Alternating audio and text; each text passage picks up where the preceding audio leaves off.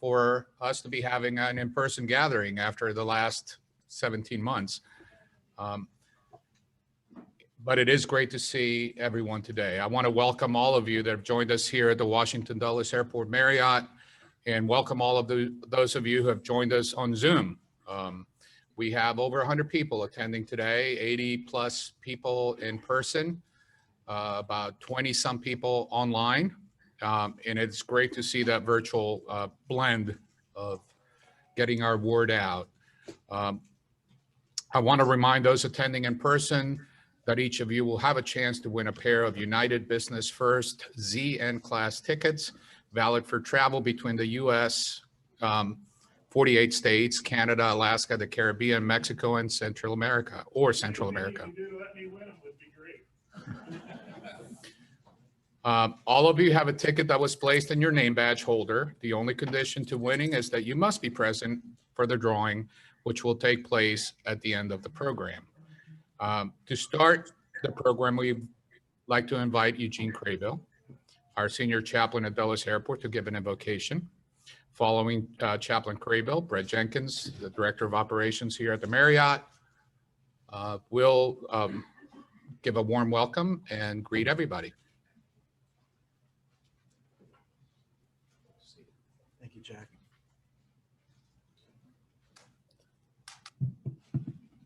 I normally open up to pray for the food and bless the food, but we also want to thank God for the food that we've eaten. And I'm a part of that as well. So please pray with me. We praise you, dear God. Thank you for your presence. Thank you for this day. Thank you for the opportunity to gather here at the Washington Dulles Airport Marriott. We pray for continued growth in the region, for the organizations and businesses, for Committee for Dulles, the leadership at the Metropolitan Washington Airports Authority, and for the businesses involved in support. We pray for our CEO and President, Jack Potter. We pray your blessings upon the food that we have been able to eat and are able to eat. Bless the hands that have prepared it. Amen.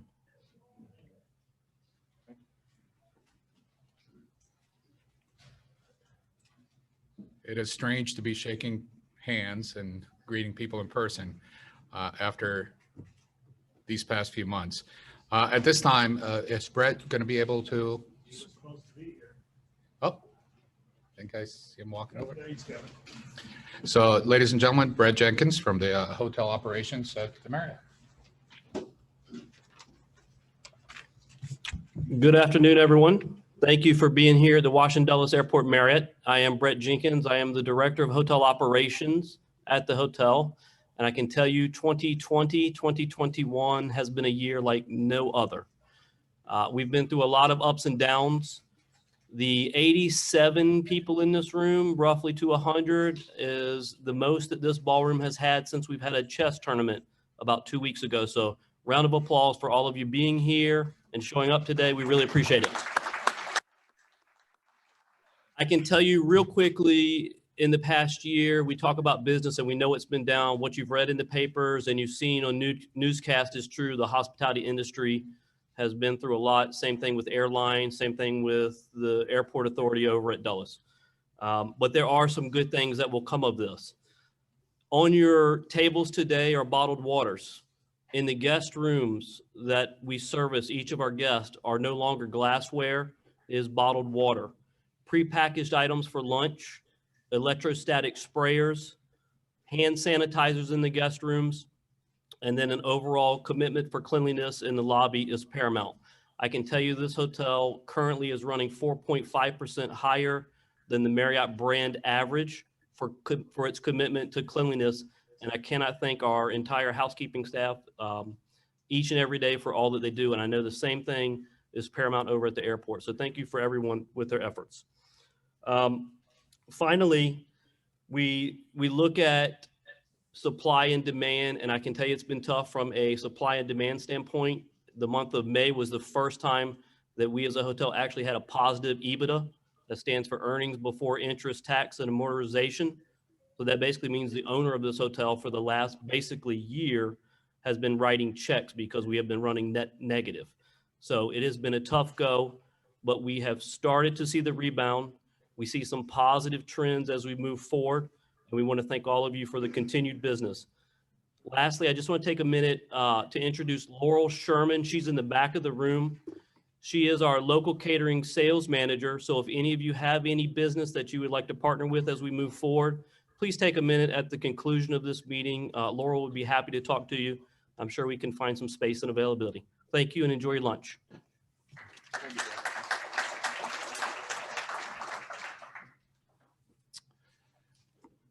Next up, I will go through our traditional announcements. Thank you, Chaplain Craybill and Brett, for your warm greetings and for the invocation, not in that order. Next, I'd like to recognize the following individuals that are with us today. From the Loudoun County Board of Supervisors, representing the Broad Run District, Sylvia Class.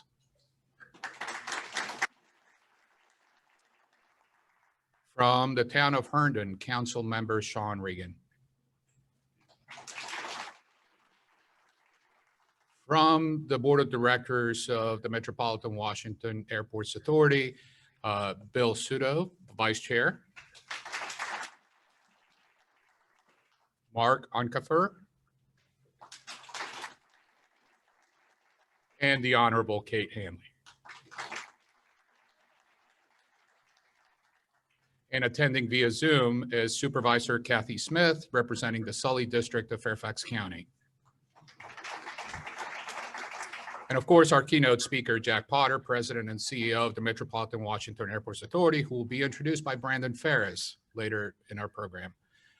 Thank you again for taking the time out of your busy schedules to travel to an event, which is definitely a change from what we've been doing the last 17 months. I also want to recognize a very special young person who's with us today, Mary Kate McNamara. Mary Kate is the recipient of the Committee for Dulles Community Outreach Dave Edwards Scholarship. And she is here today accompanied by her father, John, who is a United Airlines pilot. And we will hear more about Mary Kate later in the program from Carol Welty, who's the president of the Community Outreach. And for Mary Kate's benefit, she is attending Virginia Tech in the fall. So I will handle the rest of the meeting with my mask on. At this time, let's recognize our sponsors for today's luncheon and give them a big thank you. Our partner sponsor is the Loudoun County Department of Economic Development. Thank you, Brandon. Our advocate sponsors are the Fairfax County Economic Development Authority and DWC Holdings. And we can hold our applause. Our event sponsors are Clark Corporation, thank you, Sky Squad, and HDR Inc. Thank you to each of these sponsors for their support, not just throughout the year, but the support of this Committee for Dulles event. So the Committee for Dulles is a 75-member strong organization that supports Washington Dulles Airport. Our mission is simple.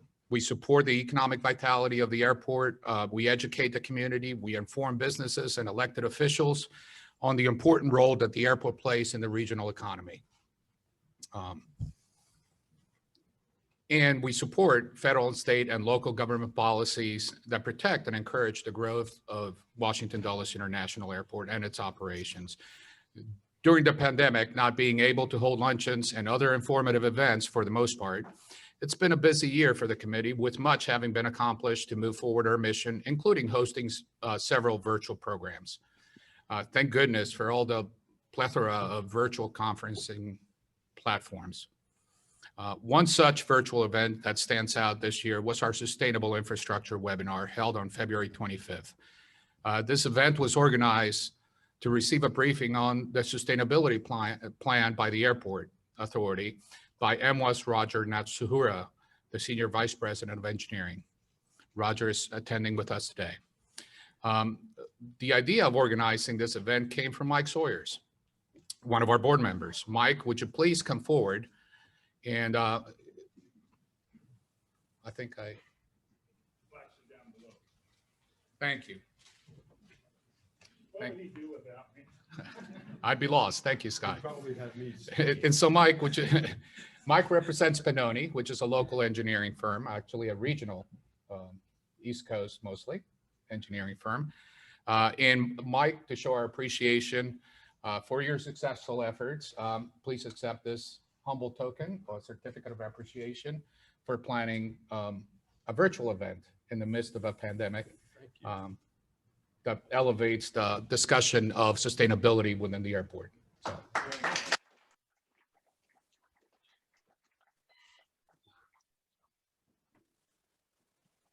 And it really is that vision to have these type of events during a pandemic, becoming creative, doing things in a new way that really enhances what we're able to do to elevate the discussion about the airport. Another event that stands out was probably a lot more fun in that we had the perfect day. And it was the first inaugural golf tournament. If there was one thing that we could do outdoors during the pandemic was play golf. Social distancing was rather easy. Having personally attended, I can attest to the fact that this was an outstanding event, from the venue chosen to the perfect weather. And serving as our chair for this event was Drew Shantz, who is not with us today, but he also won the golf tournament. I don't know if it was self-serving or not, but Drew represents ECS Mid-Atlantic, geotechnical engineering firm, and it's a member of our board of directors. Next up, this past year, the committee had to transform the way in which it communicated. And our communications chair came up with an idea. The new item that was the committee's weekly newsletter called News from the Tarmac, which is sent out every Monday at 10:30. For her work in the ideation, the prototyping, the testing, and the publication of the weekly newsletter, I want to thank Holly Williamson. Holly, if you could please come up. I think I saw her earlier. Oh, we're going to make her work hard. She's all the way. To show our appreciation for the successful efforts of the News from the Tarmac newsletter, I wanted to present you with, again, a humble, small token of our gratitude.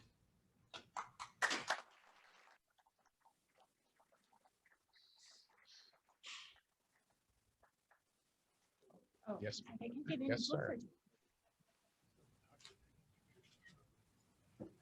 So thank you, Holly. Thanks. And I want to conclude by thanking our board of director members, committee chairs, various members of each of the standing committees for all of the efforts in supporting the committee. You're a great group of industry leaders who generously contribute to the committee. I truly do enjoy associating with each of you. Let me add one thing. If you're not a member of the committee, I would encourage you to consider becoming one. It's a great organization to be associated with. If you have any questions about registration or membership, please see myself or Scott York, our executive director, after the event. Now, I'd like to introduce Brandon Ferris for the purpose of introducing our speaker today. Brandon represents the Loudoun County Department of Economic Development on the board of directors. As a business development manager for Loudoun County, Brandon is responsible for customer engagement and business recruitment in the highly specialized manufacturing, logistics, and aviation sectors. His prior professional experience includes serving in the United States Air Force, go Falcons, as an information management journeyman and as a contracting officer.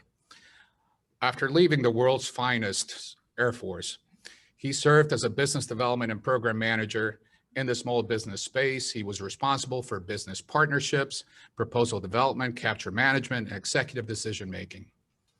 Brandon attained a bachelor's degree in management studies and a master's degree in acquisition and supply chain management, as well as an MBA, all from the University of Maryland Global Campus. Brandon, the floor is yours.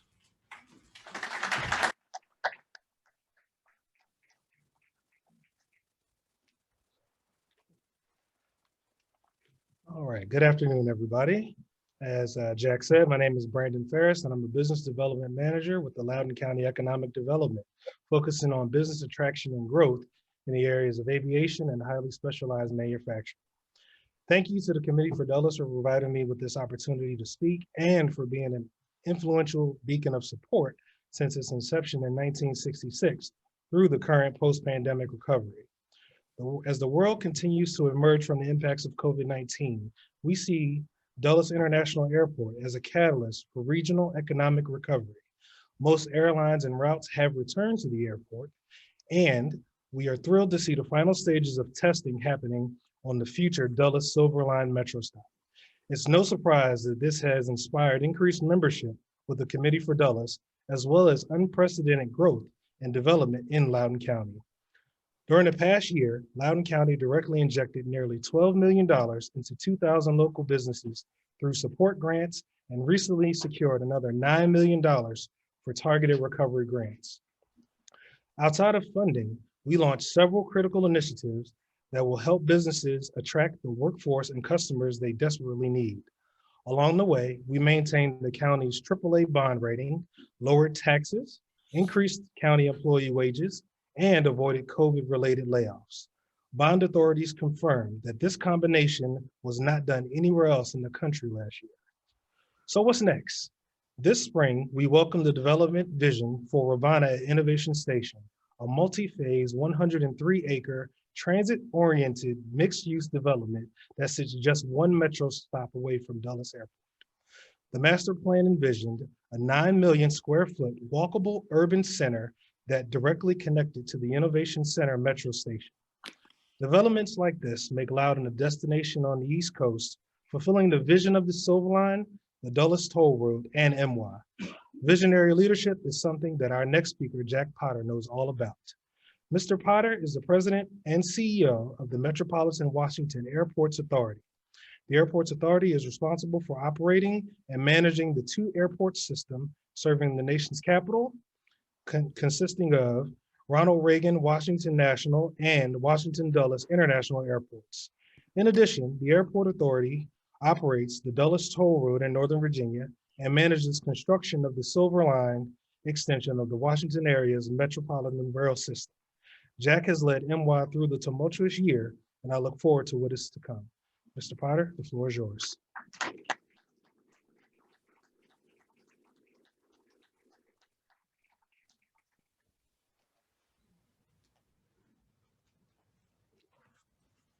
Well, let me begin by thanking Brandon for that great introduction, and also thanking you all, whether you're on Zoom or here, for being here today. Just shows your interest in Dulles Airport, and obviously we have a lot of work to do in terms of recovery, but we're off to a great start, and I want to thank Jack for his leadership and Scott York for the great work that you're doing with the Committee for Dulles. And we look forward to many more events like this in the coming months. So what is this all about? Let me just say, this is all about the fact that we are open for business, folks. And I know that we're all excited about that.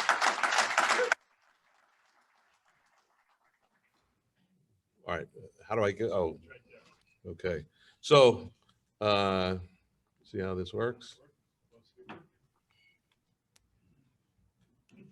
There we go. I got it. Okay. So, you know, we do think of ourselves as a leading economic indicator, one of the many. And obviously, when it comes to travel, it's important for business, it's important for tourism. And so when you look at what our contributions, and this is a little dated, but what the contributions of the airports were to the local economy, some $23 billion, and calculated in multiple ways, but it's a big number. And so it's important that we come back and, and come back strong. Right now, if you look at both of our airports, we're at about 50% of where we were in 2019, slightly above. And we've been climbing steadily. So we're happy to have hit that mark in June. And we're anticipating that that will continue to grow over the course of the year. Okay, so what did we do when we got hit with COVID? If you've been at the airport, you know that we've done a lot of work sanitizing the airport, making sure that it's clean, comparable to what you heard earlier about what's happened at the Marriott. We did things like consolidate all of our parking. So no one was forced to get on a bus to go to an economy lot.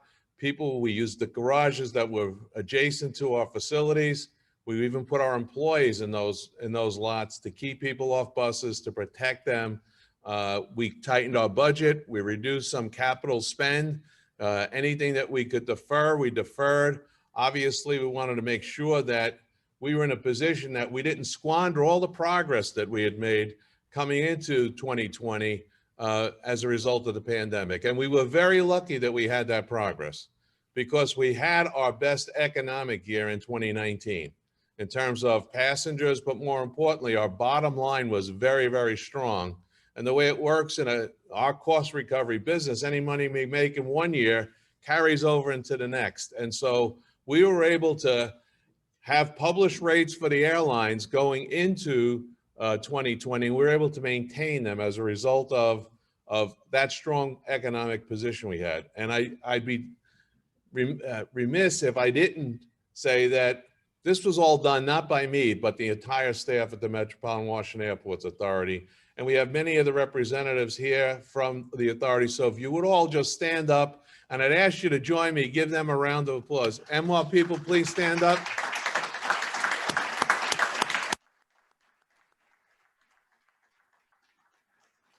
You know, many folks were, working throughout the pandemic, and we had to obviously take precautions and make sure that, for example, our police department, the way we protected them was they reported to their vehicle as opposed to coming into a central location and having a community-like meeting. But throughout, we put the passengers first, tried to do everything we could to protect them. And now, as the good news is, we have to start unraveling this, and I'm going to talk a little bit about that later. But what are the critical milestones that we're looking at when it comes to coming back? Well, first is that, we have a number of different restrictions that were placed around the country, whether it was quarantines. As those are relaxing, obviously, people are going to travel more and more. For business travelers, it's a matter of businesses have to open.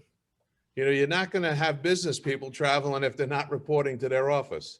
And here in this metropolitan area, what you think about it, is the federal government open in your mind? And until the federal government opens, and until the government offices open, and the Smithsonian is open, and people recognize that this area is open for business, we're not going to get travelers. And to the credit of the local politicians, you're starting to see that messaging coming out now, that we are open for business, but it's a very, very important message that's sent. And right now, we still have the challenge of what's going on globally. And globally, that we're very fortunate in the United States because of the level of vaccinations we have, but globally, that's not the case. And so there are still restrictions on global travel. Doesn't affect Reagan Airport too much. We do have some Canadian flights there and some to the Caribbean, and we do have some Canadian restrictions, but it does dramatically affect what's going on at Dulles right now. As you all know, a third of the passengers at Dulles are international passengers. And so while the flights are starting to build back, the passenger traffic is still behind where the domestic travel is. And we're hoping that that will catch up as more vaccinations occur globally and as more of the markets and the restrictions for movement of people into other countries gets relaxed. So again, we're dependent on what's happening, and everything obviously is tied to keeping COVID under control in the United States and around the world. So when it comes to vaccinations, the good news for our region, we're one of the highest vaccinated regions in the country. That portends for people should feel safe about flying into and out of Washington, D.C. But again, the doors have to be open. And again, once that happens, I think we'll see that travel come. Now, when you look at where we are in terms of our recovery versus the rest of the country, you'll see that we are relatively behind, and this is May data. So we're behind the rest of the country. Those parts of the country that have been open without restrictions have had a lot of travel, leisure destinations, Florida, some destinations in Texas, they're wide open. The places with the heaviest restrictions, like California, New York, Boston, those places have not recovered as quickly. So that just is kind of validation of what I was saying about once you're open and businesses are open, we're going to see the travel. The places where that has been the case in the country, you are seeing air travel, and it's recovering and has recovered quicker than we have. But we're right on the precipice. If you look at our passenger data, this is just telling you we had a miserable year in 2020. Hard to see, but bottom line is, you know, not pretty obvious, and everyone knows that. And I'm sure that's a reflection of a whole lot of businesses, not just us. But the good news is we're recovering. And as I said, in May, we were down down some 50% at Reagan in May, closer to 60% at Dulles, and that drag was the international. The good news is for June, both airports are above 50%, or right around 50% at Dulles, higher than that at Reagan. So we're on the road to recovery. We're looking forward to a great July 4th weekend. One of the things I want to talk about is your experience when you come to the airport. So I'm just going to pause here from the slides and talk a little bit about it. Now, you would think that based on what I just said, that you're going to come out and you're going to see about 50% of traffic at the airport. And you're saying, gee, I'm hearing about lines around the country when it comes to TSA, and they go, how could that be if they're at 50%? Well, the fact of the matter is the way the flights have been programmed is they're heaviest during the banks, the big banks of flights that airlines have. So if you come out to Dulles Airport, you're going to find, particularly if you fly late in the afternoon, you're going to find that every gate is occupied with a plane because they're optimizing the efficiency of their networks by using their transfer hubs. And so literally, it's very close, and the load factors, by the way, folks, are around 90%. So people are confident that if they get on a plane, they're safe, which is great. But the load factors are in the 80s and 90s. So despite the fact that we're at 50%, for that 3-hour period of time, we're back to where we were a couple of years ago. And so that's putting a lot of pressure on TSA in terms of people getting through lines. It's putting pressure on our mobile lounges because, you know, fortunately, we've had recovery now, and people still have to wear masks in the airport, but social distancing could be relaxed a little. But that's why you have this experience when you come to the airport and you go, this feels very crowded. Where's the 50%? And then it creates those bottlenecks during a very tight window period of time. Now, the good news is airlines are still building back. So as an example, at Dulles, we have 2 major banks of flights that United flies. They're adding a third. They're adding the nighttime bank back in. So that, again, will give people more opportunity to fly. And again, I think we're definitely on the road to recovery. But I just want to explain that experience to you. The other experience you're going to see is that, believe it or not, our garages in a couple occasions have filled up. And you might say, how the heck did the garage fill up? And well, the reason the garage filled up, because I told you earlier, we put not only the passengers in the garage, but we put employees in the garage. And so what we are beginning to do now is reopening up parking. And so what I'm talking about is, if you recall, we had closed the economy lots. We've reopened the economy lots. So people have choices in terms of where they park at different price levels. And we're reopening at Reagan this week our employee parking lot. So there'll be plenty of parking, but this is part of the transition back. What we didn't want to do was, reopen everything before the demand drove it. So the demand is now driving it. The windows of time that people have been inconvenienced have been very limited. But I just want to explain to you, if you had an experience, you go, what the heck is going on here? It's because of the fact that we basically constricted the use of the airport, and now we're starting to relax it back again as the demand is driving it. All great news, but all work. And so if you've been inconvenienced, I apologize for that, but know that there was a rationale and a logic as to what we're doing, and we're responding very quickly. The good news is we're growing again. That's the good news, and we're getting back to normal. And the other great news is we are serving most of the destinations that we served prior to the pandemic are being served today, and some additional destinations, particularly leisure destinations, you'll now find that you have that option at Reagan, at Dulles, that you previously didn't have.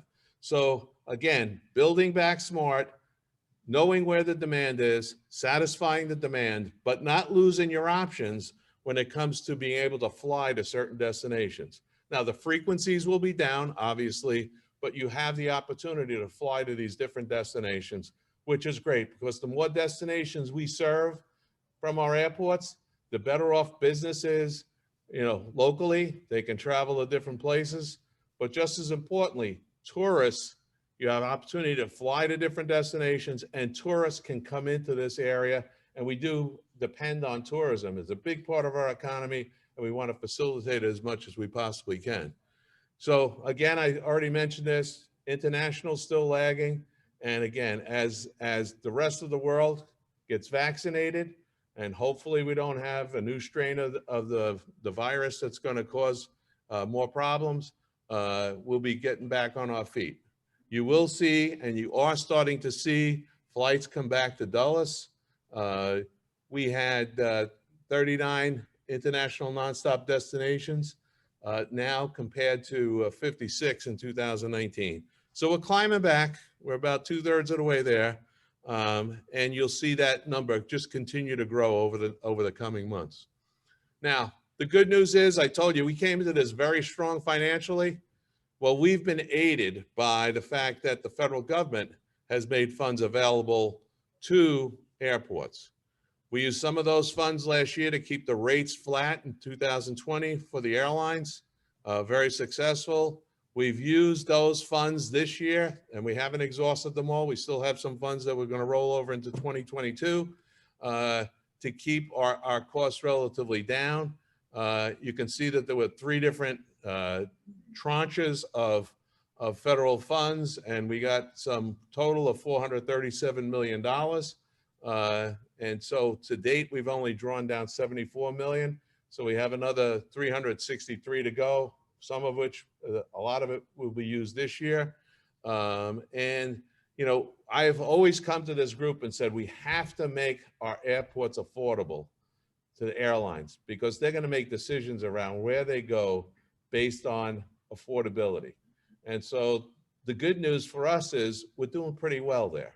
It's just where we were in terms of cost per enplanement in 2021. We were able to keep cost per enplanement at Reagan Airport down below $20. And at Dulles, it was $18.63. That's what we're charging the airlines today. We anticipate that we'll be at about 55% of where we were in 2019.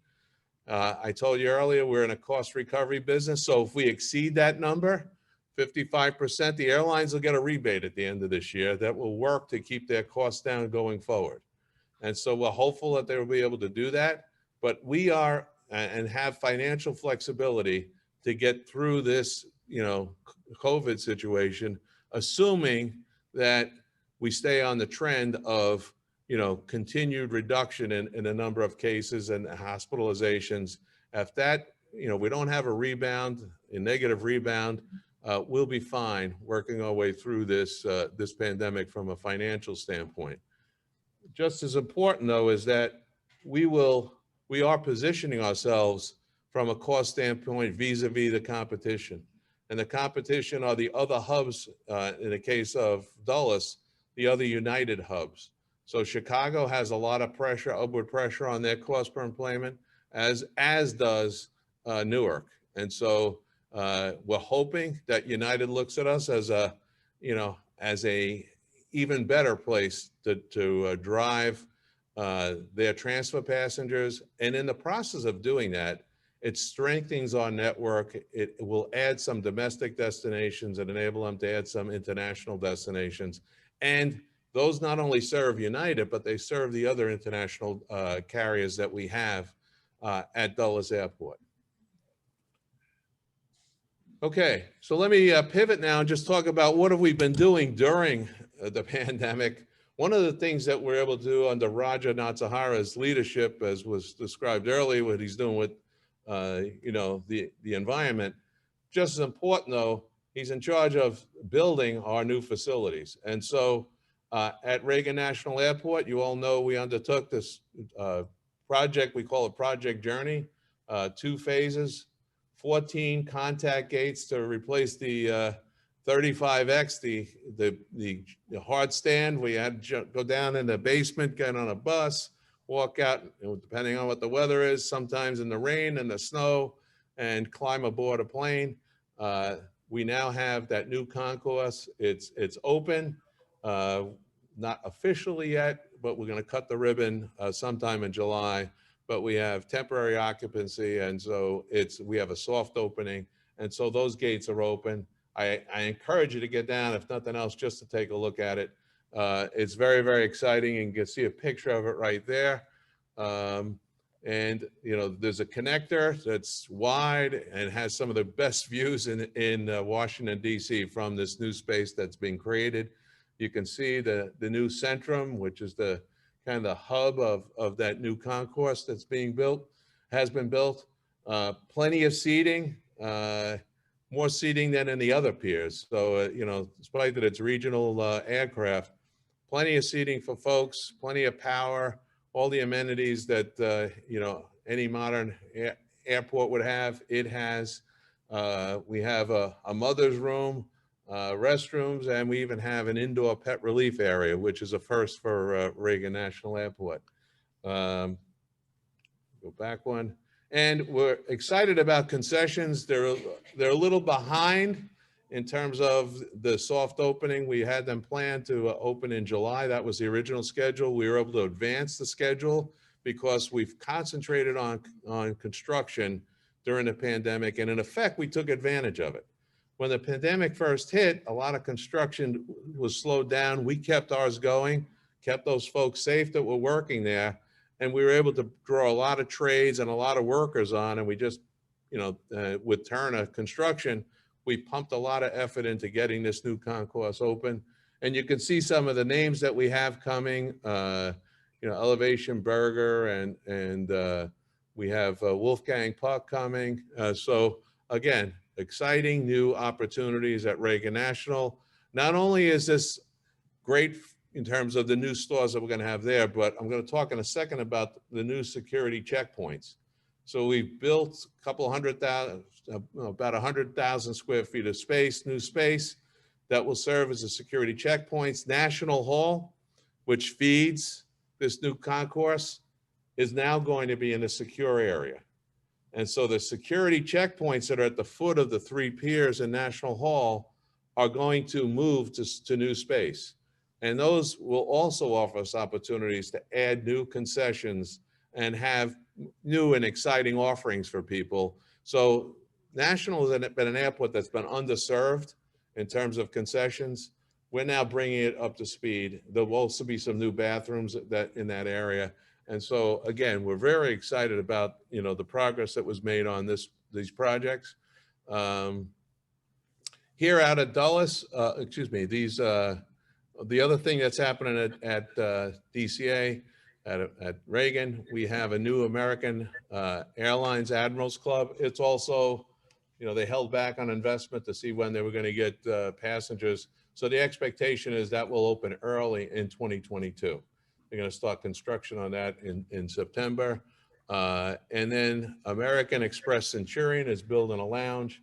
If you're familiar with where the Dunkin' Donuts is and the chapel, at the south end of BC Terminal, that's where we're going to have the new American Express Centurion Lounge.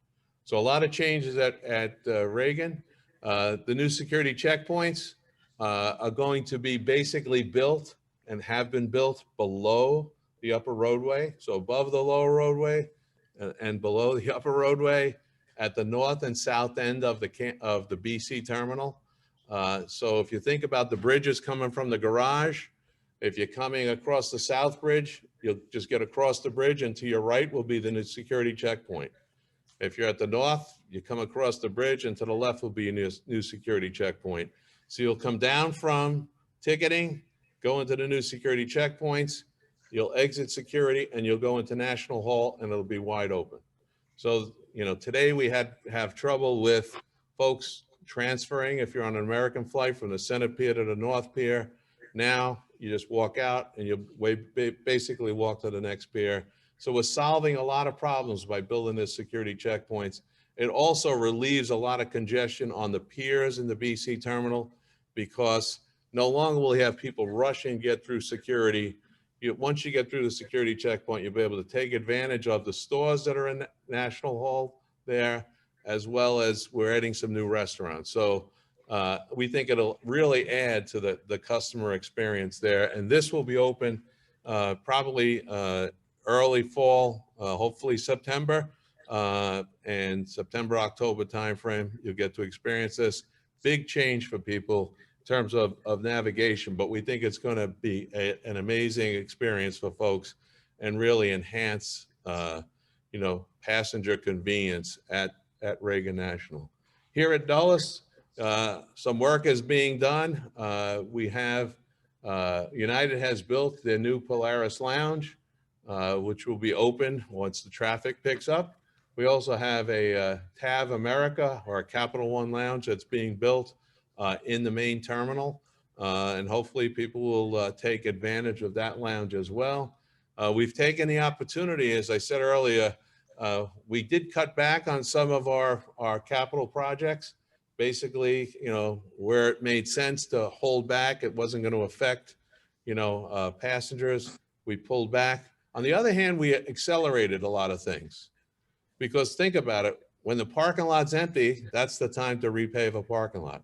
So we accelerated some things by a couple of years, and you'll see that, and you'll experience some of these opportunities out here at Dulles.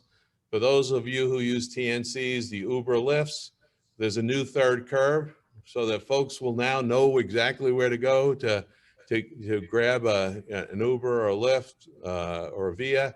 And so it'll be right there out in the right outside the lower lobby in Sheridan Circle.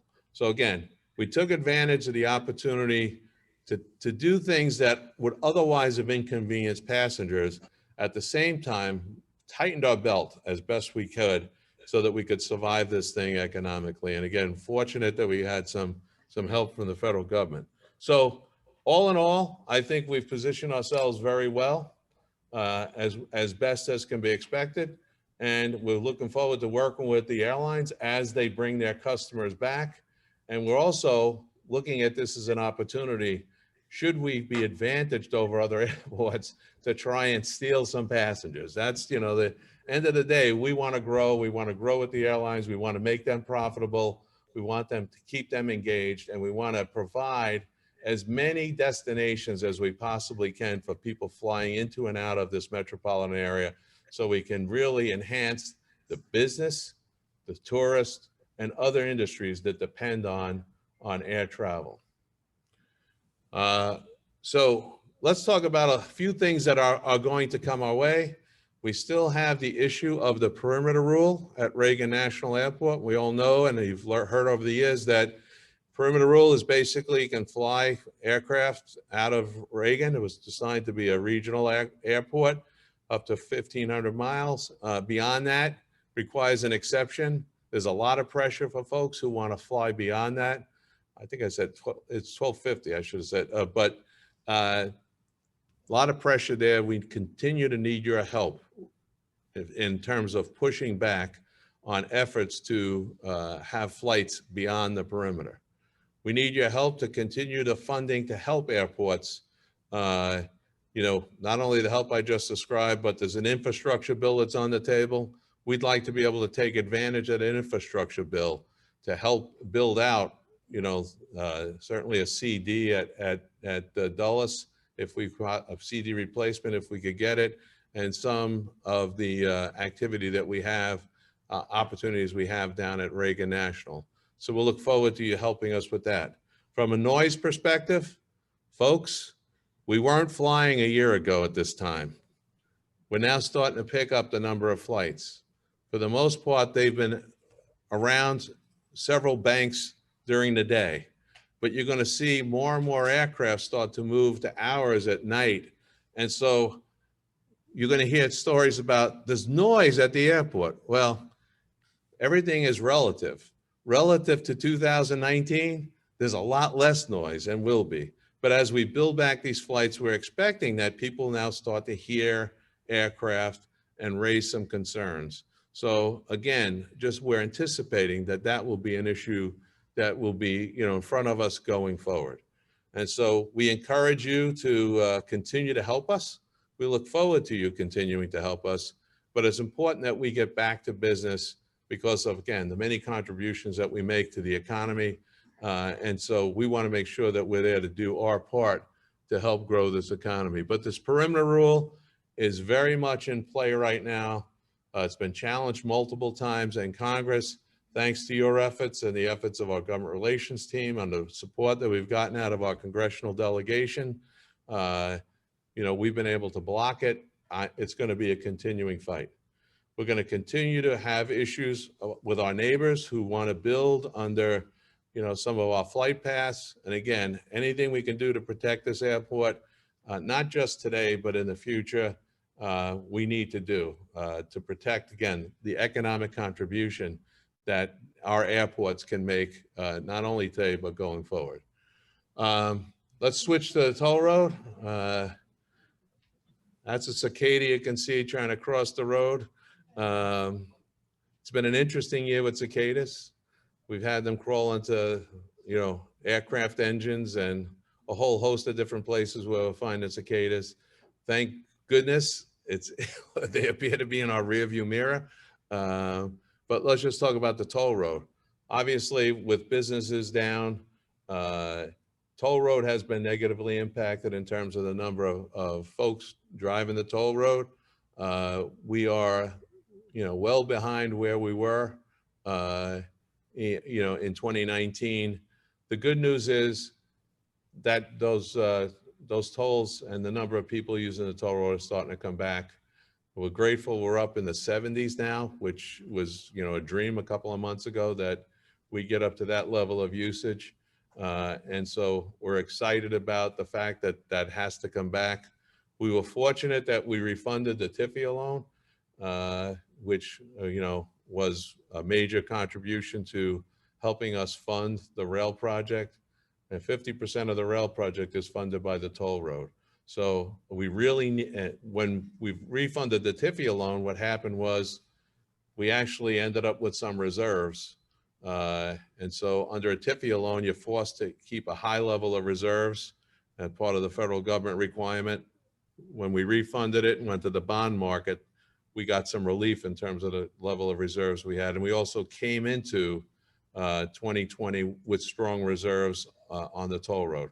We cannot afford to have this low level of traffic there for multiple years without it ultimately affecting tolls. For now, we're good, but it's important that that come back. And so another reason why we really need businesses to get back into business. And we do recognize, by the way, that, there will be a new norm. Not everyone's going to report to work every day. There'll be a lot of hybrid jobs, but it's important though for us that, and the health of the rail financing, that we get back to, higher levels of use of the Dulles Toll Road. And and it's right around the corner. It's starting to come back.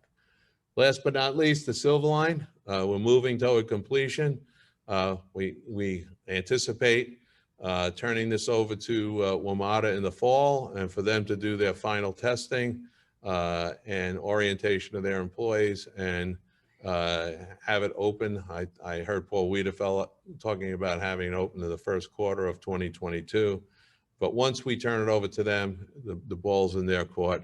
But we've made good progress, had some hiccups, learned a lot more about rail than I ever wished to have known.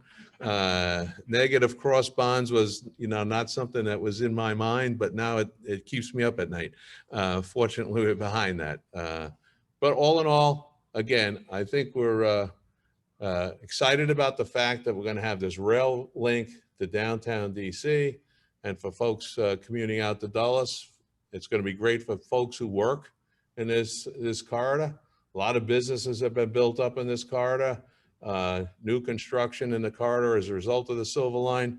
And now there's a way for employees to be drawn not just from the local area here, but throughout the metropolitan area that can come to work in Northern Virginia and along the Dulles corridor.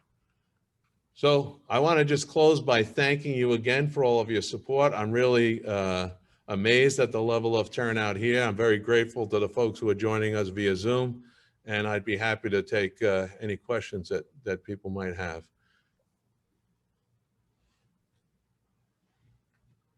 That was a great presentation. I didn't have no questions. Thank you.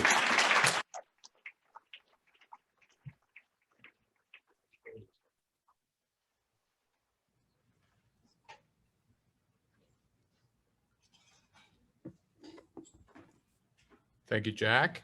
A great, I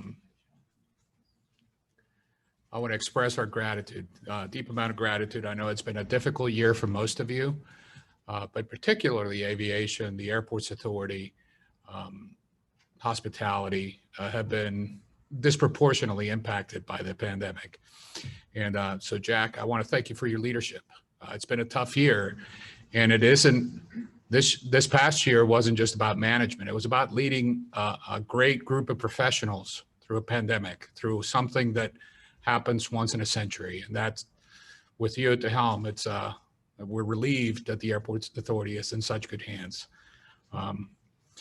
Now, to continue my gratitude, I want to welcome Carol up to the podium, and we'll get to do our little fun part of our program. You help me. I guess you can stir them up a bit. Hello, everyone. Before I get started, I just want to talk about the Committee for Dulles community outreach effort. I'm the scholarship lady. What we do is we have a nonprofit that since 2013 has awarded academic scholarships to graduating high school seniors who work or volunteer at the airport or who have parents who do, or guardians. So that's what we do. And fundraising has been difficult this year, as I'm sure it was difficult for seniors too, because of COVID. And we weren't able to raise money in many of our usual ways because events were canceled. But nonetheless, we received 35 applications for scholarships from graduating seniors this year, which is only 5 less than our normal. We usually get about 40. So the demand was still there. But thanks in large part due to grants that we received from Enterprise, the Claude Moore Foundation, and the Ruth and Hal Landers Charitable Trust, we were able to award a total of $20,000 to 23 students this year. So thank you all very much for your support. The grant program is important. Thank you. So one of our Dave Edwards Scholarship awardee is here today. Mary Kate, she's been introduced. I did want to talk about her a little bit. The Dave Edwards Scholarship is the highest scholarship we offer every year, and it goes to a student who not only excels academically, but who is also involved in the community. This year's scholarship, Dave Edwards Scholarship recipient is Mary Kate McNamara. Her application was 3 pages long, not including the required essays. And that's because she is so academically accomplished and involved in her community. A couple of things that made her stand out was her involvement during her junior year in the Mountain School of Milton Academy.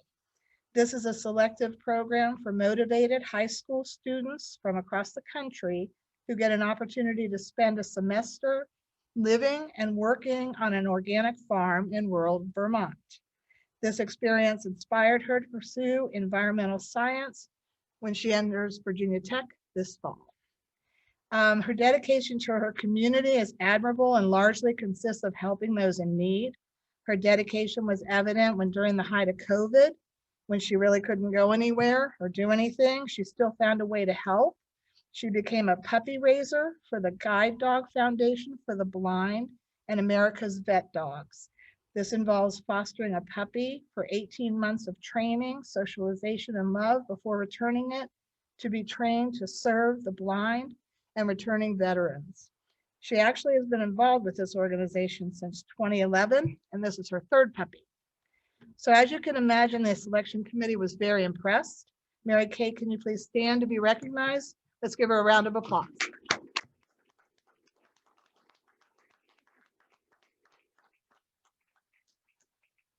So to sum up, the Committee for Dulles Community Outreach has awarded 168 scholarships, totaling $292,500 since 2013.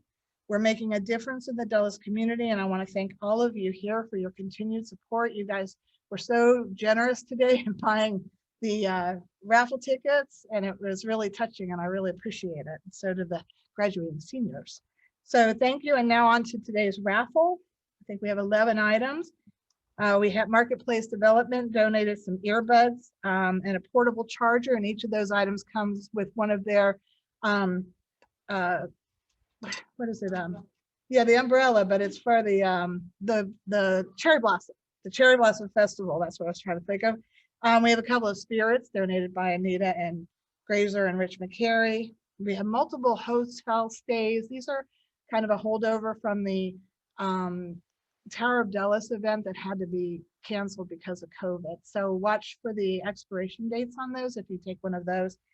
Signed lithograph donated by the Airports Authority, and a $100 gift card, and also some candles donated by the task force. All right, first come, first serve. Robin will help you. All right, 154880.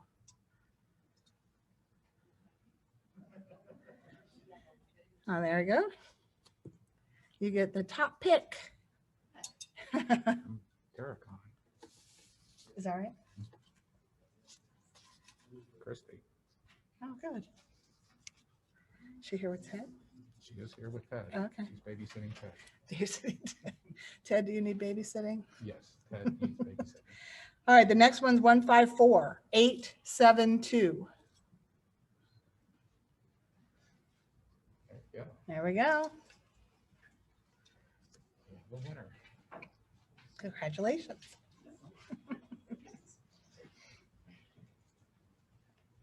All right.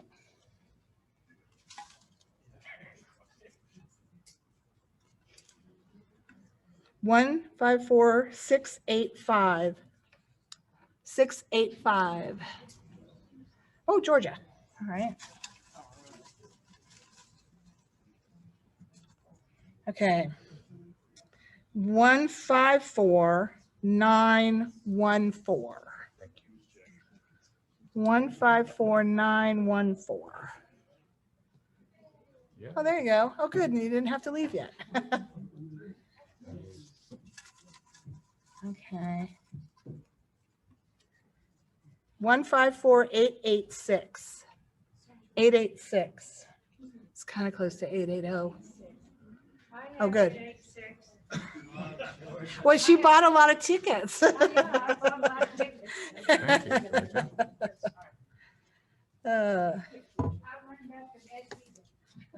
686, I think. Oh, you got another one? No, that's Georgia's, I think. Oh. Right? Oh, yeah, it looks like 686. All right.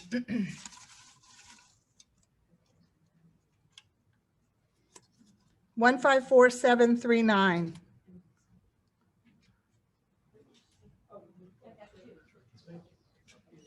No, that's not close to the 8. Yeah. Oh, well, he bought a lot of tickets too. I'm just saying. Thank you. And thank you for buying a lot of tickets. You picked this time. I picked 2 doubles. What if I pick my own? Well, 154712. Up, Jack. Wouldn't be a luncheon without Jack winning a prize. Good pick. Huh? Ooh, we got the picture. 154656. There we go. Yep. He bought tickets too, I think. All right, and 154839.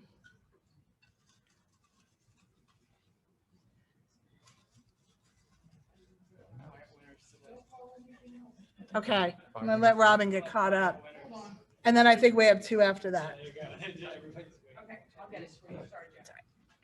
Everybody's waiting for those free tickets. Yeah. I can't compete with free tickets. Nobody's judging. Except maybe. You good, Robin? You have one left. One left? Okay. 154729. Mr. Sawyer's. Okay. And that's it? All right. Thank you all very much. I'll clean this up a little.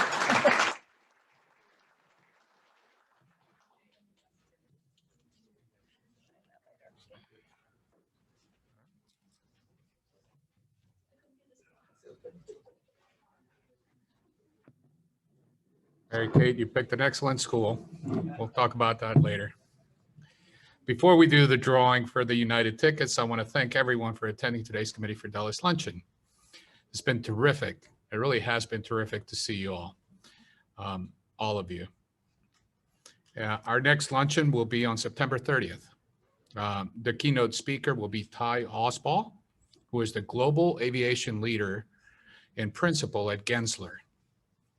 For all the other upcoming events, please check the back of your program or go to the Committee for Dulles website, committeefordulles.org, and check the events page. Now for the drawing, before the drawing, we have 20,000 Marriott points. and we're going to do it how? With the ticket on the back? Yes, just everybody, we've given you one ticket per person and it's on inside your name tag envelope. So if you don't have a name tag, you're in trouble. You might want to run out there and grab and borrow one. So the first item are 20,000 Marriott points that you can use at any Marriott. All right. You want to pick her? So it's the honor system. If you want to go out and get one, 20,000 Bonvoy points. The number is 825942.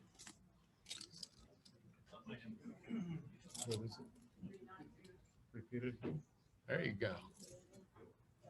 Very All nice. right.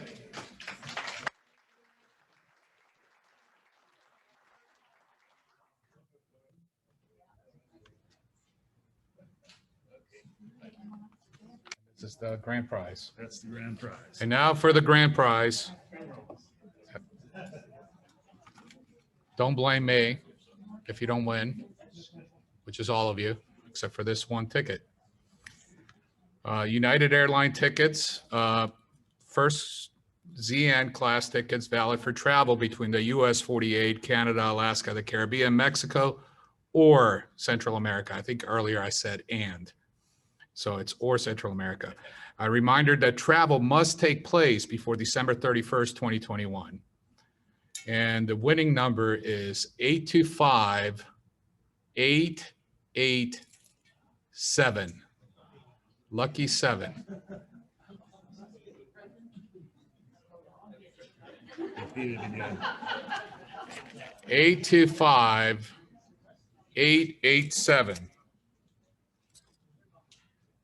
Well, I guess they went to the restroom here. Well, hold on. It might be, I missed by 1, by the way.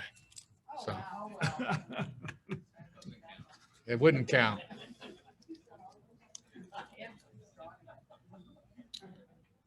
All right. Staying with the theme, 825880. Mark.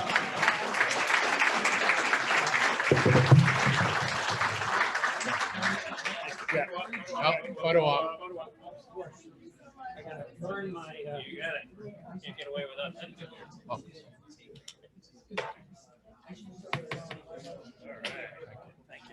Sure. I can't say thank you enough for making the time out of your day to join us today. I want to thank Jack again. It's good to see the airport turning the corner. It is great to see the recovery underway. We got a long ways to go to get back to where we were, but it really is gratifying to see positive signs after 17 months of very unpredictable news every day. Thank you again. Thank you for making the time. Have a great afternoon. And we'd like to see you at one of our events in the fall and or other events that are happening virtually with the chamber later this month. Thank you.